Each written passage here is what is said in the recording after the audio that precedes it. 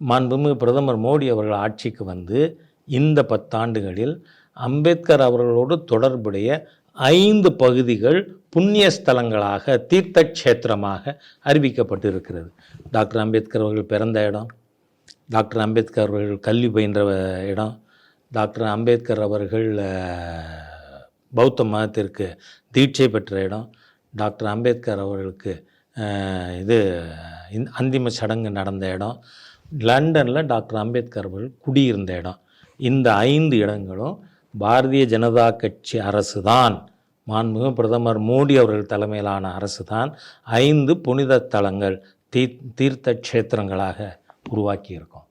அம்பேத்கர் அவர்களுடைய பெருமையை உலகுக்கு காட்டினது பாரதிய ஜனதா கட்சி. அதனால் இதை பற்றி பேசுகிறதுக்கு எள்ளு முனை அளவு கூட திருமாவளவனுக்கு அருகதை இல்லை. நீங்கள் வாய முடின்னு இருக்கிறது டாக்டர் அம்பேத்கருக்கு மரியாதை செலுத்துகிற மாதிரி